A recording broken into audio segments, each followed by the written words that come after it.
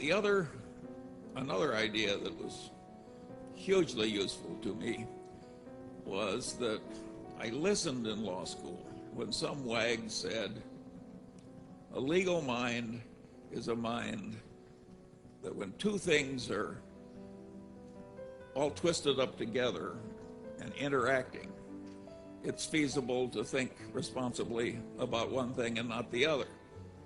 Well, I could see from that one sentence that that was perfectly ridiculous, and it pushed me further into my natural drift, which was into learning all the big ideas and all the big disciplines, so I wouldn't be a perfect damn fool who was trying to think about one aspect of something that couldn't be removed from the totality of the situation in a constructive fashion.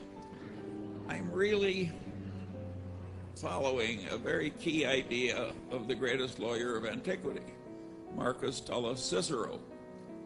And Cicero is famous for saying, a man who doesn't know what happened before he's born goes through life like a child.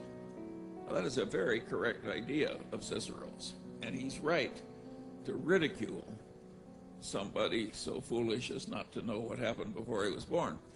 But if you generalize Cicero, as I think one should, there are all these other things that you should know in addition to history. And those other things are the big ideas in all the other disciplines. And it doesn't help you just to know them enough so you could prattle them back on an exam and get an A. You have to learn these things in such a way that they're in a mental lattice work in your head and you automatically use them for the rest of your life.